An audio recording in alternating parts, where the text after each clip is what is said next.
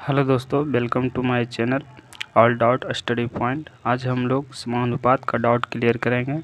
चलिए मैं कुछ बेसिक से बता देता हूँ, उसके बाद फुल्ली डाउट 5 क्वेश्चन करेंगे। जैसा कि आप देख सकते हैं 6 तथा 54 के बीच मध्य अनुपाती क्या होगा। मध्य अनुपाती क्या होगा?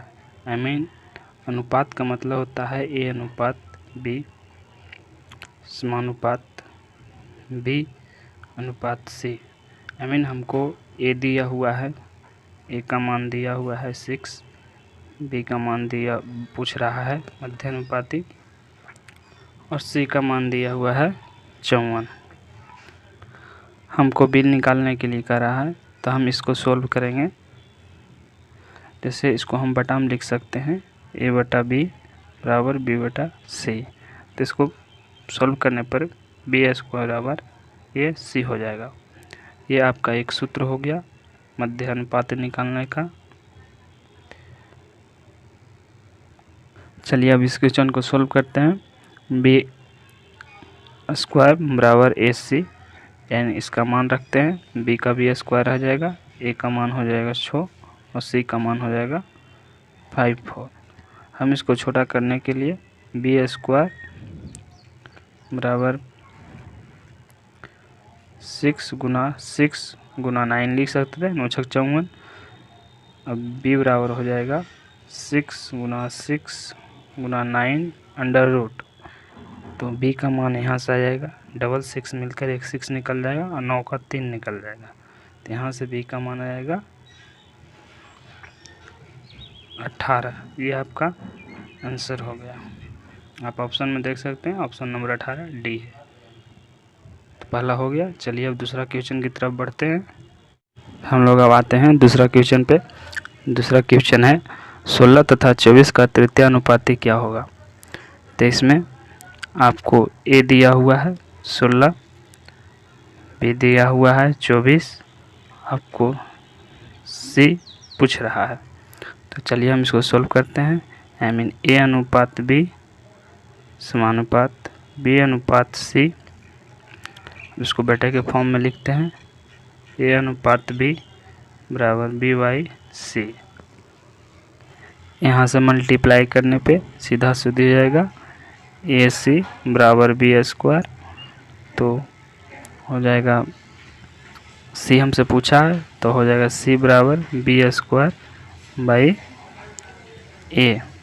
तो हम यहाँ पे मान बैठा देंगे। अब जैसे कि सी बराबर हो गया, बी का 24 दिया हुआ था, तो 24 गुना 24 बाई 16।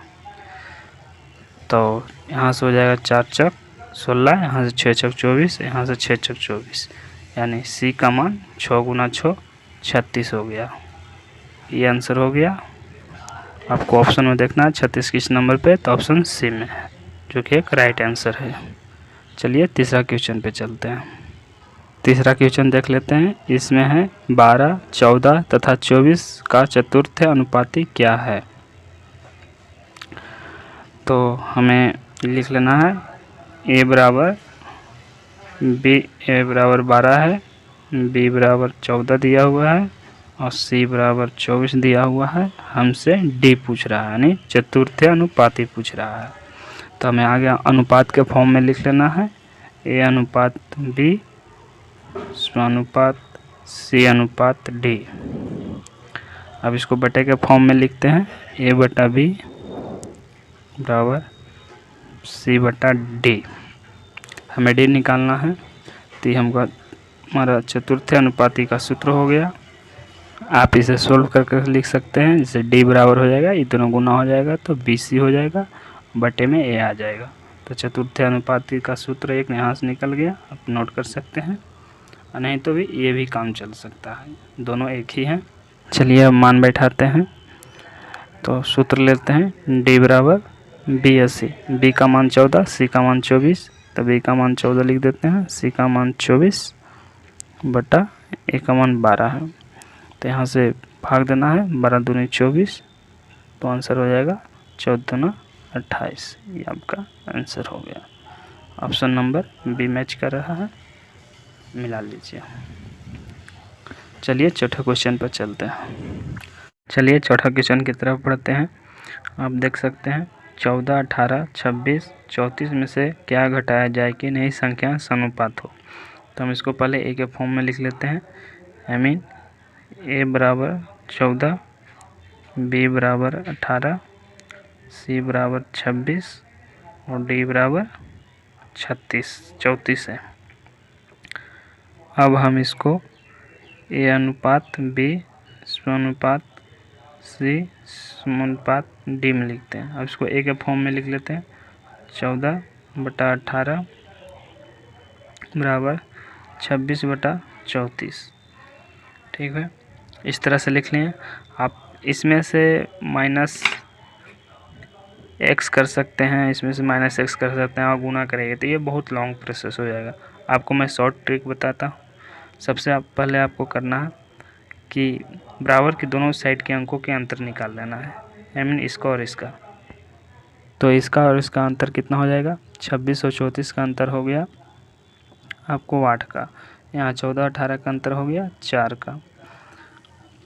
अब क्या करना है कि इस अंक से इसको हम गुणा कर देना है पूरे में।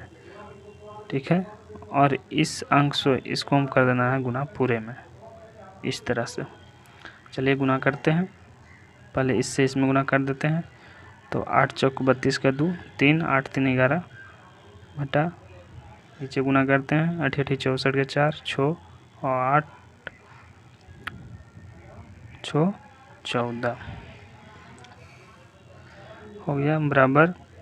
इससे उसमें गुना करते हैं 6 चौक 24 के 4, 2 4 दूनी 8 और 2 10।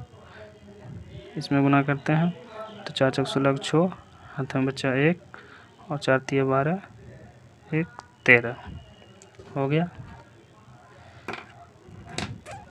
उसके बाद पहले हम इसका अंतर निकाले थे, अब इसका अंतर निकालना है।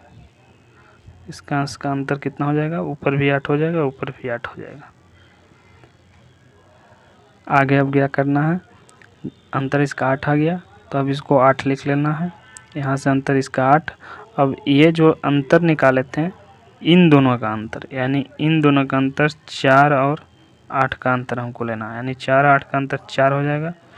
तो हमको इसे 4 से भाग दे देना। कितने बार में कट गया? 2 बार में। आई मीन कि हम 2 घटाएंगे तो वो संख्या समानुपात हो जाएगी। चलिए प्रूफ करके देख लेते हैं। जैसे कि संख्या कितना था? संख्या था आपका 14/18, ये अलग है, बराबर 26/34। इसमें से 2 घटाएंगे तो ये 12 हो जाएगा, इसमें से 2 घटाएंगे तो ये 16 हो जाएगा, बराबर इसमें से 2 घटाएंगे तो ये 24 हो जाएगा, इसमें से 2 घटाएंगे तो 32 हो जाएगा। तो ये हो जाएगा 8 3 24, 8 चौक 32, 4 3 12, 4 चौक 16, आई मीन 3/4 बराबर 3/4 बराबर 3/4, जो कि यह समानुपात हो गया। चलिए पाँचवा क्वेश्चन की तरफ बढ़ते हैं। पाँचवा क्वेश्चन देख लेते हैं। पिछला क्वेश्चन में आपने देखा कि प्रत्येक में से क्या घटाया जाए, इस बार देखना प्रत्येक में से क्या जोड़ा जाए। क्वेश्चन है 5, 13, 22, 47 में से प्रत्येक में क्या जोड़ा जाए कि प्राप्त संख्या समानुपात हो जाए। पहले इसको लिख लेते हैं ए के फॉर्म में। ए बराबर हो गया 5, बी बराबर 13, सी बराबर 22 और डी बराबर 47। इसको बटे के रूप में लिख लेते हैं। 5/13 बराबर 22/47। सबसे पहले आपको इसका अंतर निकालना है। तो इसका अंतर हो गया 5 2 25, इसका अंतर हो गया 8। आपने पिछली बार देखा था कि अगर दोनों को गुना करते हैं दोनों में तो दोनों इसका अंतर समान आता है। इसलिए हम दोनों में गुना ना करने के बजाय सबसे फास्ट बनाना है तो सिर्फ सिंगल ऊपर गुना कर देते हैं। तो ऊपर गुना करने पे आपको 25 25 25 से 125 हो जाएगा। 22 8 में गुना करने से 8 दूनी 16, 8 दूनी 16 1 17 176 आ जाएगा। इसके बाद आपको इसका अंतर ले लेना है। तो इसका अंतर कितना हो जाएगा?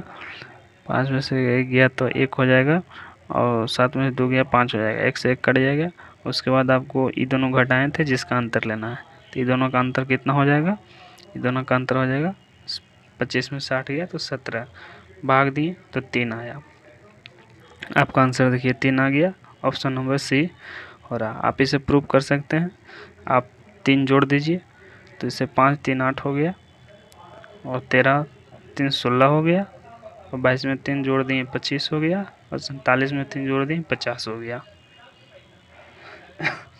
यहाँ से भाग दीजिए तो 8 दूनी 16, 25 दूनी 50, यानी 1/2 बराबर 1/2, ये दोनों से अनुपात हो गया। Prove that. होप आपको समझ में आया होगा। 8 नंबर क्वेश्चन देख लेते हैं, जो कि आप एक डाउटफुल क्वेश्चन है, इसे ध्यान से देखिएगा किस तरह बनाते हैं। संख्याओं 21, 22, 60, 64 में से प्रत्येक से जब x घटाया जाता है, ध्यान में रखिएगा, जब x घटाया जाता है तो इस क्रम में प्राप्त होने वाली संख्याएं समानुपात होती है। तो x - 2 और 2x + 8 के बीच का मध्यानुपाती क्या होगा। मध्यानुपाती पूछा है, आपने शुरू में मध्यानुपाती पढ़ा है। इससे पहले आपको x का मान निकालना होगा।